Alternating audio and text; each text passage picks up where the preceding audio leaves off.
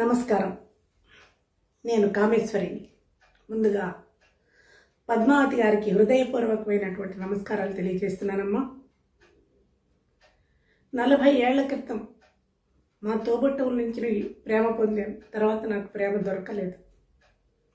ఇవాళ నాకు సపోర్ట్గా మీరు మాట్లాడినటువంటి, నన్ను అర్థం చేసుకున్నటువంటి తర్వాత నాకు కొంచెం ఇది మంచి ఇది చెడు చెప్పేవాళ్ళు కూడా లేని ఈ పరిస్థితిలో మీరు కొంచెం మంచి చెడులు చెప్పటం, ఇవన్నీ కూడా నా హృదయాన్ని తాకి చాలా చాలా చాలా ఆనందం అయ్యాయి.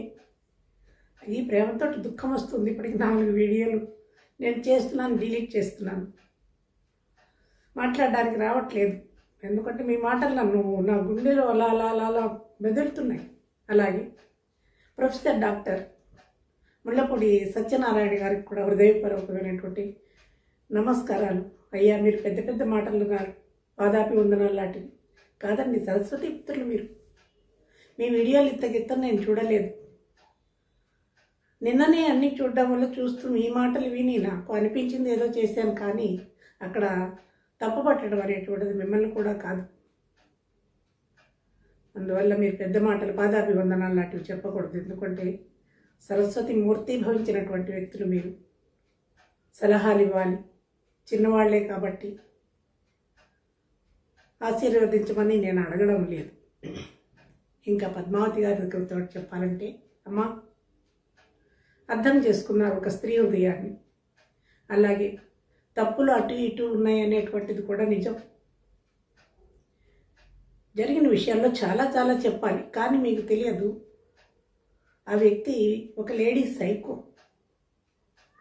ఒక స్త్రీ జీవితం నాది ఎలా నలిగిపోయింది అనేటువంటిది మిమ్మల్ని నేను పర్సనల్గా కలిసి చెప్తాను. మిమ్మల్ని ఒకసారి మా ఊరు తీసుకెళ్తాను, బోడపాడు అగ్రహారం తీసుకెళ్ళి వాళ్ళ ఇల్లు ఎక్కడుంది, మా ఇల్లు ఎక్కడుంది, అక్కడ జరిగినటువంటి సంఘటనలు అన్నీ కూడా తప్పకుండా నేను మిమ్మల్ని బోడపాడు అగ్రహారం తీసుకెళ్తాను. ఇంకొక మాట, గరికిపాటి ఎప్పటికీ వీడియోల ముందుకు వచ్చి మాట్లాడలేడు. ఘోరాతి ఘోరమైనటువంటి పరిస్థితులను నాకు తీసుకొచ్చి నా జీవితాన్ని నలిపేశాడు. అందుకే స్త్రీ సైకో అన్నాను. పైకి చెప్పేటువంటి ఈ సరస్వతి పుత్రుడిలో నీచాతి నీచమైనటువంటి భావనలు చాలా ఉన్నాయి. అయితే ఇంకొకటి కూడా చెప్పాలి. తప్పు చేసినది 40 ఏళ్ల క్రితం. అప్పటికి సరస్వతి పుత్రుడు కాదు, సామాన్యమైనటువంటి వ్యక్తి, నీచమైన భావాలు ఉన్నటువంటి ఒక దుష్టుడు. దుష్టత్వంతో నన్ను చూశాడు, నా జీవితాన్ని తగలబెట్టాడు, నాశనం చేశాడు. ఇప్పుడు సరస్వతి పుత్రుడు, ఇప్పుడు జ్ఞానం వచ్చింది. ఇప్పుడు అలాంటి వెర్రి పనులు చేయకపోయినా లోపల ఉన్నటువంటి ఆ స్త్రీ పట్ల ఉన్నటువంటి ఒక ఏహ్యమైనటువంటి చాలా అసహ్యకరమైనటువంటి భావనలతోటే ఆ స్త్రీలను అలా విమర్శిస్తాడు. లోపల ఉన్న వ్యక్తి గురించి మీకు తెలియదు. అది మీడియా ముందు కాదు, ప్రపంచానికి చెప్పేటువంటి విషయాలు కాదు. భర్త ఎలాంటి వాడు భార్యకి మాత్రమే తెలుస్తుంది, తల్లికి కూడా తెలియదు. ఇక్కడ భార్య అని నేను అనట్లేదు. అది చాలా నీచమైనటువంటి పదం నా దృష్టిలో, నా విషయంలో. అక్కడ ఏం జరిగింది అనేటువంటిది సూక్ష్మంగానే చెప్తాను, లెంగ్తీగానే చెప్పాను. వ్యామోహంతో జరగలేదు. అది రావణాసురుడు సీతను ఎత్తుకెళ్ళాడు, తీసుకెళ్ళి రాక్షస స్త్రీలని కాపలా పెట్టాడు. ఎందుకు ఆమెను మనసును మార్చండి మార్చండి అని. సీతాదేవి అక్కడి నుంచి ఎక్కడికి పారిపోతుందండి? ఎక్కడికి తీసుకొచ్చాడో తెలియదు. ఎలా పెడుతుంది సీత? ఎక్కడికి పెడుతుంది? చుట్టూ రాక్షసులు ఉన్నారు కదా. నా పరిస్థితి అదే అయ్యింది. మీకు నిజాలు చెప్తున్నాను నేను. వరంగల్ జిల్లా నర్సంపేట తాలూకా ఖానాపురం నేతాజీ గురుకుల విద్యాలయం. ఇప్పటికీ అది రన్నింగ్. ఎవరికైనా డౌట్ ఉంటే వెళ్ళి చూడొచ్చు. అక్కడ పొలాల మధ్యలో స్నేహితులతో కలిసి ఈ దుష్టుడు ఒక స్కూల్ పెట్టాడు. ఇదే నేతాజీ గురుకుల విద్యాలయం. స్కూల్ రన్ చేస్తుంటే నాకు చిన్నప్పటి నుంచి ఇవి మా 18 పురాణాలు చదివేయడం చాలా గౌరవంగా ఉండేదాన్ని. గౌరవంగా మాట్లాడేదాన్ని. ఏమయ్యా ఏంటి అంటూ మాట్లాడేదాన్ని. వీళ్ళన్న చాలా అందమైనటువంటి వాడు. మా మామగారు చాలా అందమైనటువంటి వాడు. మా అత్తగారి రూపమే ఈ గరికిపాటికి వచ్చి ఆయనతో నా వివాహం అయింది, కానీ కుటుంబాల మధ్య విభేదాల వల్ల పెళ్ళైన 3వ రోజు నుంచే నన్ను పుట్టింటికి వెళ్ళనివ్వలేదు. మా ఇద్దరి మధ్య ఎప్పుడైనా గొడవ వస్తే మీ నాన్నది మా నాన్నదే అనుకోవడమే తప్పితే మా ఇద్దరి మధ్య గొడవలు లేవు. ఎందుకంటే మాది అన్యోన్యమైనటువంటి దాంపత్యం, మంచి జీవితం. నాకు చాలా ఇష్టం ఉండేది. అందరూ మీ ఇద్దరిని చూసి చక్కటి జంటను ముచ్చటపడేటువంటి వాడు. అప్పటి నుంచి దుష్టమైనటువంటి కన్ను వేశాడు ఈ దరిద్రుడు. నేను ఖాళీగా ఉన్నాడు, ఉద్యోగం లేకుండా మీ అన్న ఉద్యోగం ఇచ్చి చూడబయ్యా, నువ్వు స్కూల్ పెట్టావు కదా అని నా కర్మ కాలి అడిగాను. ఉద్యోగం ఇప్పిస్తానని తీసుకెళ్ళినటువంటి ఈ మనిషి అదే సమయానికి ఒక 2 రోజులు ఉద్యోగం చేస్తూ ఉండగా వీళ్ళన్నకి ఉద్యోగం విశాఖపట్నంలో వస్తే జాయిన్ అవ్వడానికి పెడుతుంటే నేను కూడా పెడతాను, నేను ఇక్కడ ఉన్నాను వస్తానని ఆ మనిషిని పట్టుకుని ఏడిస్తే ఈ దుష్ట నీచాతి నీచుడు ఏమన్నాడు, అందరిద్దరూ ఒకసారి వెళ్ళిపోతే ఇక్కడ టీచర్లు తక్కువ అవుతారు, అది 5వ క్లాస్ ఉన్నటువంటి చిన్న స్కూలు, నా అవసరం లేదు. కానీ అన్నకి మాయ మాటలు చెప్పి నేను వారం రోజులు ఒక 10 రోజుల్లో చూసి నేను పంపిస్తాను, నువ్వు ఉంచు అంటే వేరే క్యాస్ట్ వాళ్ళైతే గుంజి లెంపమీ కొట్టి నా పెళ్ళం ఇక్కడ ఎందుకు ఉంటుందిరా అని పట్టుకెడతారండి. మేము బ్రాహ్మణం కదా.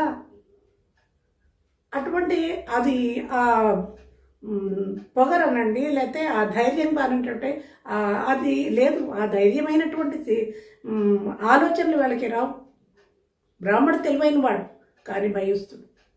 పైగా ఈ అన్నగారికి తమ్ముడు పట్ల అపారమైనటువంటి నమ్మకం. తమ్ముడే కదా ఉన్నాడు వాడు, నీకెందుకు భయం, ఈ అడవి అయినా పర్వాలేదురే అని నాకు నచ్చ చెప్పి నన్ను వదిలేసి వెళ్ళిపోయాడు. కానీ కూడా తీసుకెళ్తే ఇంత బాధ ఉండకపోను. కానీ నా కర్మ అది కూడా.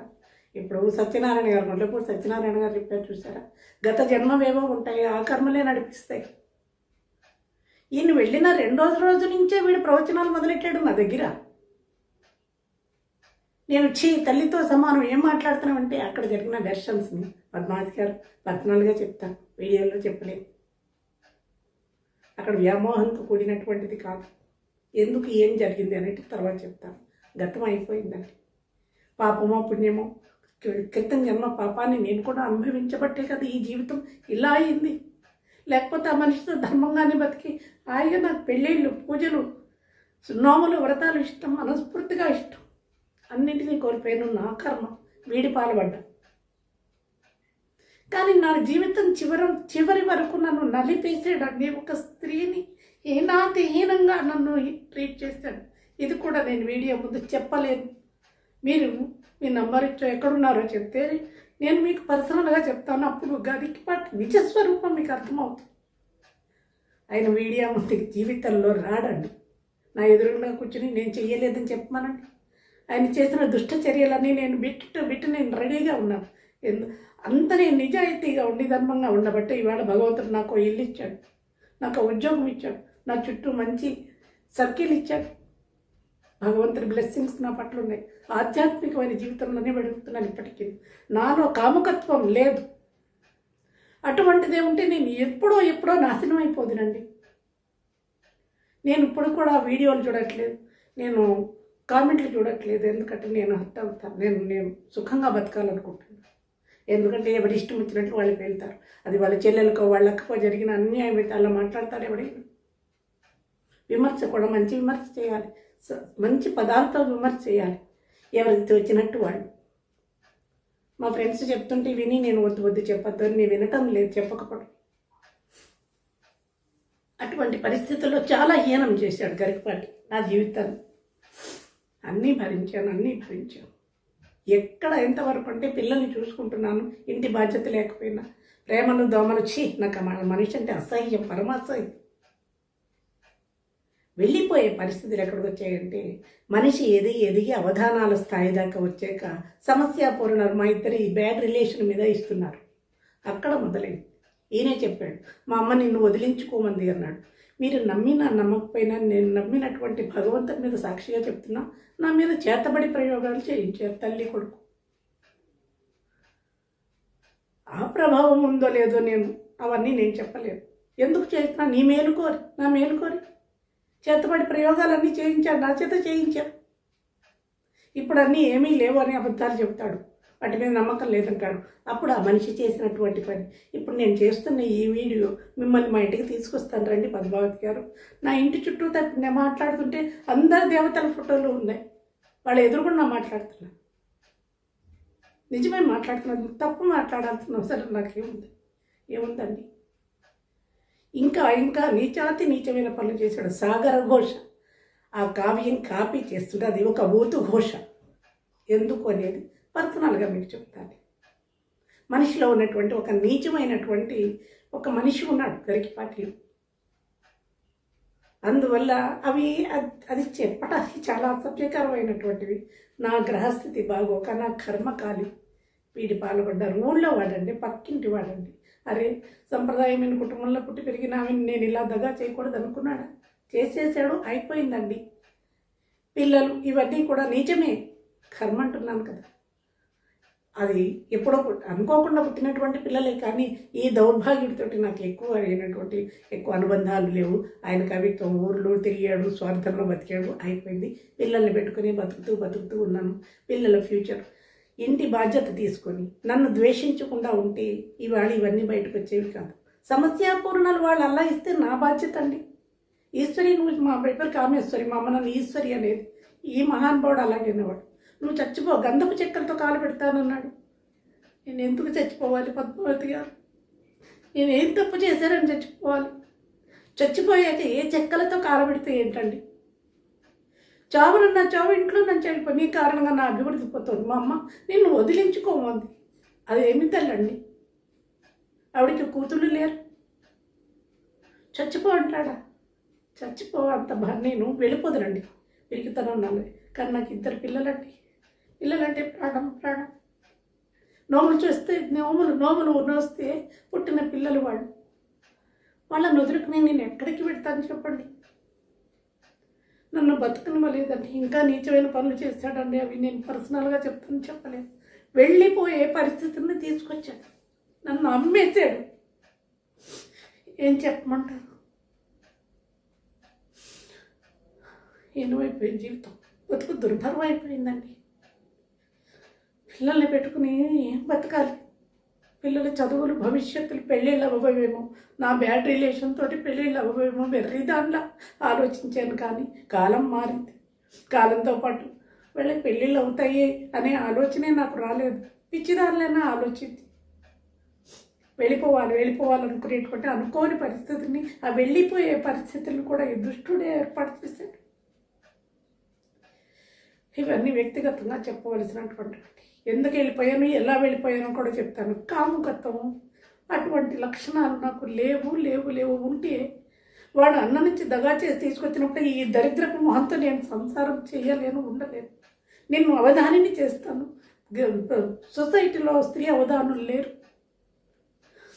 నిన్ను మహా గొప్పదారి చేస్తాను, ఎమ్మెల్యే చేస్తాను, లెక్చరర్ గారిని బతుకు నువ్వు బతకచ్చు అంటే వెర్రిదాన్ని. కాకపోతే సంసారం ముఖ్యం అనుకున్నట్టు వెళ్ళాలి కానీ చదువుకొని, నాకు చదువు అంటే చాలా ఇష్టం.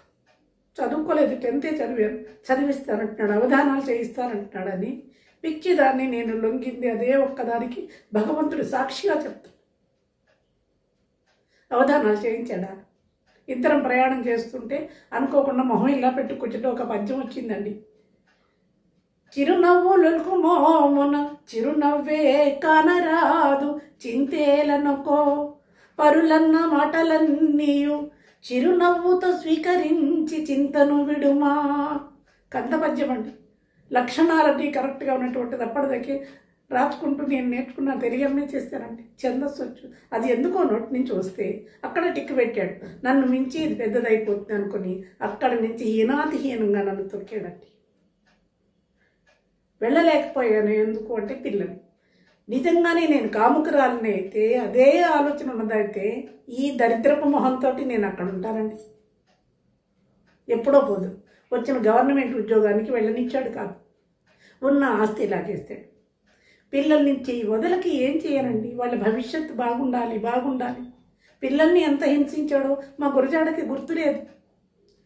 మా స్త్రీ వాడు దేవుడు అండి, పిచ్చి వెదవవాడు. వాడిని ఎంత హింస పెట్టాడు. పిల్లలు మమకారం ఉన్న మనిషి కాదండి, స్వార్థం. తనే గొప్పవాడాడు.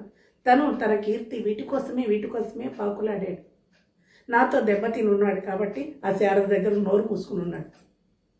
శారదకి పిల్లలు ఎందుకు పుట్టలేదు? మీరన్నమాట పాయింట్ కరెక్ట్. వదిలేయండి. పాప పిచ్చిది శారద వదిలేండి. మా పిల్లలకి అన్నం పెట్టింది, ఆమెకి మా దేవతే. కానీ వీడు నీచుడండి.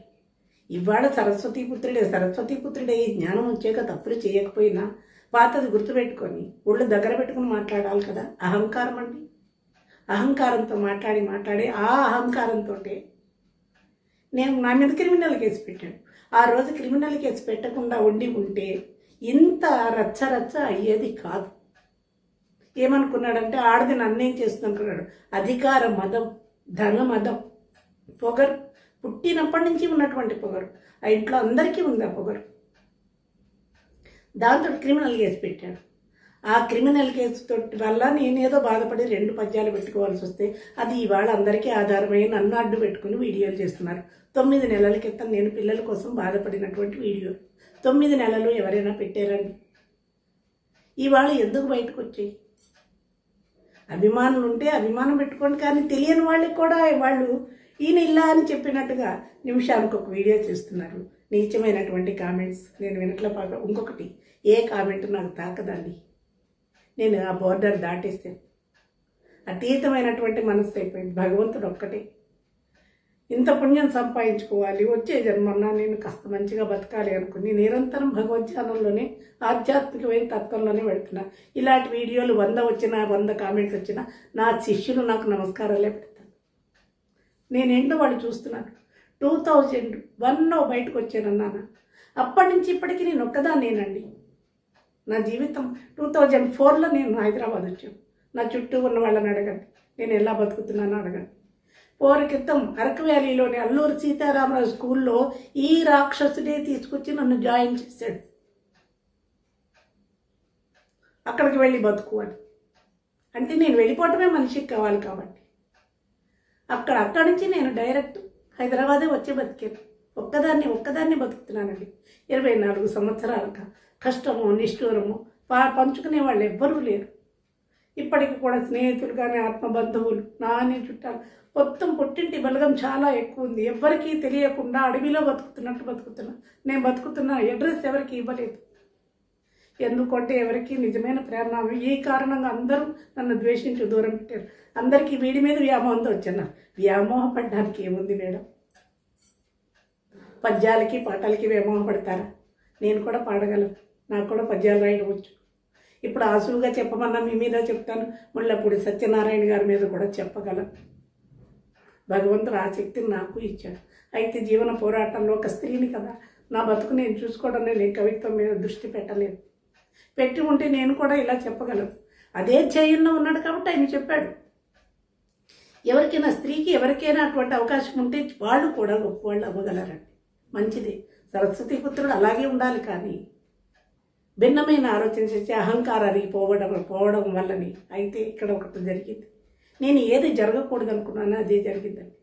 నా పిల్లల భవిష్యత్తు దెబ్బతినకూడదు, వాళ్ళ మనసు బాధపడకూడదు. ఎస్పెషల్లీ మా గురుజాడ వెరీ షార్ప్, చాలా తెలివైన వాడు 4 సంవత్సరాలకే రేడియోలో 200 పద్యాలు చెప్పాడండి. వాడిది చాలా మంచి గొంతు. ఒక రోజున వాడు కూర్చోబెట్టుకుని నారాయణతే నమో నమో అంటూ అన్నమయ్య కీర్తనతో చక్కగా పాడుతున్నాడు. ఈ దుష్టుడు వచ్చి ఇద్దరిని చిత్తకొట్టినంత పనిచేశాడు. కొట్టట్లేండి, అంత సత్తా లేదు. ఇంట్లో సంగీతం వినపడితే చంపేస్తానన్నాడు. ఎంత దుష్టత్వం అండి. సంగీత కుటుంబంలో పుట్టి పెరిగాను నేను. 25 సంవత్సరాలు నోరు మూసుకున్నాను. కానీ ఒకే ఒక్క పాట వీడు రాసినటువంటి పాట వల్లని నేను బయటికి రాగలిగాను. అది అమ్మవారి కటాక్షమే అనుకుంటాను. జరిగిన కథ ఏమన్నా ఉంటే చెప్తున్నాను కదా, మిమ్మల్ని మా ఇంటికి తీసుకొస్తాను రండి. నా ఇల్లు చూడండి, నా జీవితం చూడండి, నేను ఎలా బతుకుతున్నానో చూడండి. నా ఆధ్యాత్మికమైనటువంటి ఒక ఋషిలా బతుకుతున్నానండి. వేషధారణ ఋషి కాదు. ఎందుకు 65 సంవత్సరాలు 66 దాటిపోతున్నాయి నాకు. నేను ఉద్యోగం చేసుకుంటాను కానీ దారి లేదు. ఇల్లు కొనుక్కున్నా, ఆస్తి బతుకుతానుకుంది. ఒక భజన పెట్టుకోవాలంటే 20,000 కావాలంటే ఎక్కడి నుంచి వస్తే? నాకున్న ఆధారం సంస్కృతం పాఠాల లెక్చరర్. 99 మార్కులు తెప్పించుకుంటూ మంచి లెక్చరర్గా నేను పేరు తెచ్చుకున్నాను. పిల్లలందరికీ నేనంటే చాలా ప్రేమ, మేనేజ్మెంట్కి అంటే గౌరవం. నా ప్రవర్తన వాళ్ళకి తెలుసు. వీళ్ళు పెట్టేటువంటి ఈ కామకురాలు వాడితో ఉంది వీడితో ఉంది ఇవి నాకు పట్టవండి. ఎందుకంటే ఎవరి నాలుగుకు తెచ్చింది వాళ్ళు మాట్లాడతారు. నిజాయితీగా బతుకుతున్నాను కాబట్టి ఆ భగవంతుడు నాకు ఇంత ప్రశాంతమైనటువంటి ఇల్లునిచ్చాడు, ప్రశాంతమైన జీవితాన్ని ఇచ్చాడు. నేను వీడియోలు చూడట్లేదు, కామెంట్స్ వినట్లేదండి. కానీ అర్థం చేసుకున్న మీరు, మీలాంటి వాళ్ళని ఇచ్చాడు భగవంతుడు. ఇంత జరిగిన దానికి ఒక సంతోషం ఏంటంటే, బయటకు వచ్చి లీక్ అయింది, జీవితాలు చెడు మంచి ఇన్ని పక్కన పెడితే ఒక మంచి సదాభిప్రాయం అర్థం చేసుకునేటువంటి మీలాంటి వ్యక్తుల్ని, సత్యనారాయణ గారు అటువంటి ఒక సోదరుడు అటువంటి వాళ్ళు ఇచ్చారు. అది నాకు చాలా సంతోషం అండి. ఫైనల్గా చెప్పేది ఏంటంటే, ఇప్పుడు సరస్వతి పుత్రుడు ఎప్పుడో చేశాడు, అది దుష్టత్వం, క్రితం జన్మ పాపం అండి. మిమ్మల్ని వీడియోలు పెట్టద్దు, కామెంట్లు పెట్టద్దు అనట్లేదు, కానీ నేను డబ్బు కోసం ఆశపడు, లేకపోతే ఆయన కీర్తిని దిగదార్చడానికి నేను చేస్తున్నది కాదు. 9 నెలల క్రితం నా పిల్లల మీద బాధతో పెట్టుకున్నటువంటి వీడియోల్ని క్యాష్ చేసుకుని పెట్టుకుని ఇష్టం వచ్చినట్లు కామెంట్ చేస్తున్నారు తప్పితే, నాకు భగవంతుడి దయ వల్ల ఆర్థికమైనటువంటి ఇబ్బందులు లేవు, అనారోగ్యాలు లేవు, చంచలమైన మనస్తత్వం నాది కాదు. స్థిరంగా భగవంతుని నమ్ముకునే బతుకుతున్నటువంటి మా నాన్నగారు 12 దేవాలయాలు కట్టించారు. నాకు ఆయన ఆధ్యాత్మికతయే నేర్పాడు. అధర్మమైనటువంటి పనులు చీల్చినా నాలో ఉండవు. అటువంటి కుటుంబం నుంచి వచ్చిన దాన్ని నేను, ఏ కామెంటు నన్ను ఏమీ బాధ పెట్టదండి. ఎందుకంటే ఈ ప్రస్తావనలు ఈ వీడియోలు ఇక్కడితో ఆపేస్తే బాగుంటుంది. ఎందుకంటే నేను పెద్ద వయసుకు వచ్చేసాను. ఆ సరస్వతి పుత్రుడు కూడా 60 దాటిన వాడే కదా. ఇప్పుడు ఇద్దరు నిజాలు అబద్ధాలు దీంట్లో కుదర్చవలసినవి ఏమీ లేవు. ఆ జీవితంలో వాళ్ళు అలాగే ఉంటారు, నా జీవితంలో నేను ఇలాగే ఉంటాను చివరి వరకు కూడా. ఈ మధ్యలో దీని గురించినటువంటి గొడవలు కానీ విమర్శలు కానీ అందరూ ఆపేస్తే బాగుంటుంది. జరిగింది జరిగింది, ఆయన కర్మను ఆయన అనుభవిస్తాడు, నా కర్మను నేను అనుభవించేసాను. చివరి దశలో ఇంక భగవత్ చింతన తప్పితే ఏమీ లేదు. అహంకారాన్ని మార్చుకుంటే ఆయన ఇప్పటికి కూడా ప్రవచనాలు చేసుకోవచ్చు, చెప్పుకోవచ్చు. అనవసరమైన విషయాల్లోకి వెళ్లకుండా వెంటే కష్టపడి సంపాదించుకున్నటువంటి జ్ఞానం, ఆ జ్ఞానంతో బతకడానికి అవకాశం ఉంది. తప్పును ఒప్పుకోగలిగితే, కానీ అహంకారి గురించిన అవసరం నాకు లేదు. ఈ ప్రభావాలు నా పిల్లల మీద పడకుండా ఉండాలని నిరంతరం భగవంతుని మాత్రం ప్రార్థిస్తున్నా.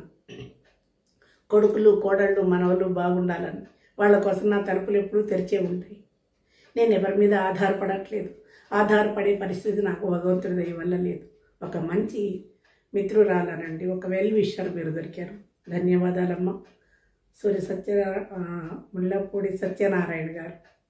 పెద్దదాన్ని కదా, పేరు కూడా నాకు కొంచెం మర్చిపోతున్నాను, క్షమించండి. మీరు పెద్ద పెద్ద మాటలు మాట్లాడద్దు. నేను నా చదువు అంతా నాకు రాజమండ్రిలోనే జరిగింది, మా తాతగారు ఊరది. ఈ వీడి జీవితంలో మాత్రం క్షోభపడ్డానండి. చిత్రహింసలు పెట్టాడు. అది పద్మావతి గారికి ఒకనాటికి నేను చెప్తాను, ఎవరో ఒకరికి చెప్పుకోకుండా నేను నా మనసుకు శాంతి దొరకదు. క్రూయల్ మెంటాలిటీ లేడీస్ పట్ల ఉన్నటువంటిది. అతన్ని అమ్మేయాలి, కీర్తి తగ్గించాలనేటువంటి దురభిప్రాయం నాకు లేదు. మనిషి చచ్చిపోయానటికి అప్పు పగ 2 వద్దండి. అందరితోటి మంచి అనిపించుకుని పోవాలనే తత్వం నాది. ఆధ్యాత్మికమైనటువంటి దృష్టిలోనే పోతున్నాను. ఏదో పాడుకుంటున్నాను, భజనలు చేస్తున్నాను, 4 పాఠాలు చెప్పుకుంటున్నాను. 10 మంది పిల్లల మధ్యలో నేను హాయిగా ప్రశాంతంగా బతుకుతున్నాను, బతుకుతాను కూడా. నాలో కల్మషం లేదు, ఎవరి పట్ల ఎటువంటి కోపము లేదు. ఎవరైనా మళ్ళీ రేపు కూడా మళ్ళీ ఒకటి చేయొచ్చు, ఆ నీతి పన్నాలు పలుకుతున్నావా, చేసేది అని. ప్రతి మనిషిలోనూ చెప్తున్నాను కదా, క్రితం జన్మ ప్రభావాలు, ఆ కర్మను అనుభవించేది వచ్చింది. 40 ఏళ్ల క్రితం చేసినటువంటి ఒక దుశ్చర్యకి ఆ కర్మని ఇప్పుడు ఆ సరస్వతి పుత్రుడు అనుభవిస్తున్నాడు. కర్మ ఎవరిని వదలదు. కామెంట్ చేసేవాళ్ళు కూడా ఈ వ్యూస్ మీద వచ్చే డబ్బుల కోసమో లేకపోతే పేరు ప్రతిష్టల కోసమో క్యాష్ చేసుకునే ప్రయత్నాలు చేయకండి. విమర్శించారు, అయిపోయింది, వదిలేయండి. చివరి దశకు వచ్చేసాం. దగా పడిన నేను, దగా చేసిన ఆ మనిషి. నా పిల్లలు బాగుండాలి, ఈ ప్రభావాలు నా పిల్లల మీద పడకూడదు. కాబట్టి ఇది వదిలేసేయండి. ఇంకా నిర్ణయాలు మీరు ఎలా ఉంటారు, ఏం చేస్తారనేది నాకు సంబంధం లేదు. మళ్ళీ నేను రామాయణం వీడియోల్లోకి వెళ్ళిపోతున్నాను. నన్ను అర్థం చేసుకున్నందుకు మరొకసారి ధన్యవాదాలు తెలియజేస్తున్నాను. నమస్కారం.